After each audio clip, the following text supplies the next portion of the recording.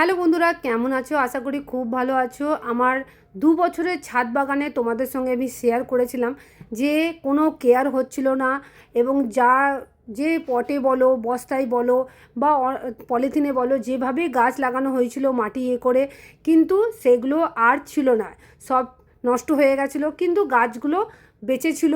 জল পরিমাণ মতো দেওয়া হতো না, বৃষ্টির জলে তারা কখনো কখনো পরিতুষ্ট হতো। কিন্তু এবার আমি ঠিক করলাম যে আমার গাছগুলোকে আমি সমস্ত রিপোর্টিং করব এবং তাদের কেয়ার করব যতটা সম্ভব। আমি আমার যতটা এখন জানা আছে ততটার মধ্যে আমি কেয়ার করার চেষ্টা করব। আর তোমরা তো জানোই, মেক ফর প্র্যাকটিস, মানে যত তুমি জিনিসগুলো চেষ্টা করবে, যত ওই জিনিসগুলোকে বুঝবে, ততই ভালো এগুলোর মাধ্যমে তুমি জানতে পারবে। তো গাছ এমন জিনিস, গাছের পরিচর্যা যত তোমরা করবে তত ওর মধ্যে তোমরা আস্তে আস্তে ঢুকে যাবে। এবং এটাতে সবথেকে বড় কী বলো তো, অনেকজনেই বলে যে এটাতে খুব খাটনি হয়। না বন্ধুরা, কোনো খাটনি হয় না। সবথেকে বড় হচ্ছে পিস অফ মাইন্ডের যেটা কথাটা হয়, এটা হচ্ছে গাছ পরিচর্যার মধ্যেই তোমরা পেতে পারো। তো যারা দেখবে যে গাছ নিয়ে খুব পাগলা, গাছ লাগানো নিয়ে পাগলা, তাদের মনে হয় যে এত খাটনি কী করে, কিন্তু না, অ্যাকচুয়ালি কোথাও না কোনো তাদের রিলিফ হয়। তো যেটা হচ্ছে যে আমি এর আগে তোমাদের সঙ্গে শেয়ার করেছিলাম আমার জবা গাছের রিপোর্টিং। গাছটা শুকিয়ে গেছিলো, তো তোমাদেরকে দেখিয়েছিলাম এবং তার ডাল কেটে দেখিয়েছিলাম। তো সেই ডালগুলো তো আর ফেলে দিলে হবে না, সেই ডালগুলো নিয়ে আমি আবার ভেবেছি নতুন চারা করব।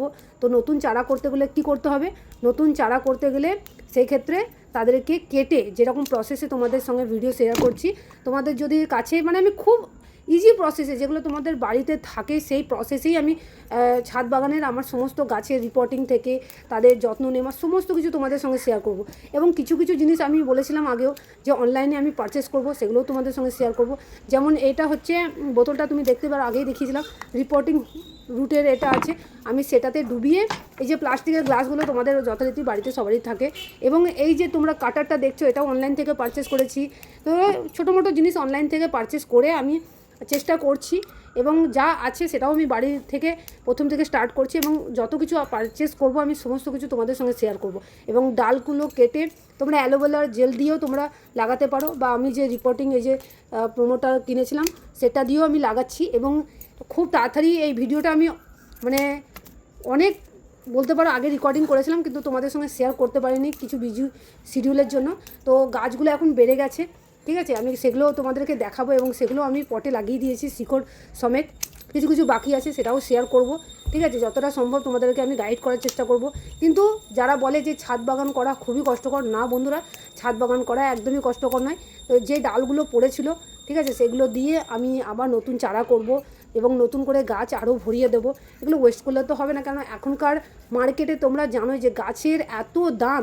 আর সবথেকে ব্যাপার হচ্ছে যে তুমি কিনতে যদি যাও নার্সারি থেকে, সে নার্সারিতে গাছগুলো থাকে ভালো, কিন্তু বাড়িতে আনলেই দেখা যায় সেগুলোর প্রবলেম ক্রিয়েট হতে শুরু করে, এবং অনেক তো গাছ নষ্টই হয়ে যায়। এবং এগুলো আমার সঙ্গেও অনেকবার হয়েছে।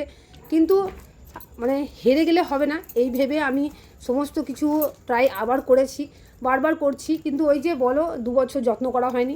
তো এইটাই ভিডিওটা এতটুকুই। নেক্সট ভিডিওতে আবার দেখা হবে নতুন কোনো গাছ। ভিডিওটা কেমন লাগলো নিশ্চয়ই কমেন্ট করো, শেয়ার করো, ভালো লাগলে তোমাদের যা মত আছে আমাকে জানিও। কিছু জানার থাকলে সেটাও জিজ্ঞেস করো, ঠিক আছে। এবং কী কী তোমাদের করতে হলে বেসিক জিনিসগুলো আমি চাই সেগুলো ট্রাই করব তোমাদেরকে জানাবার।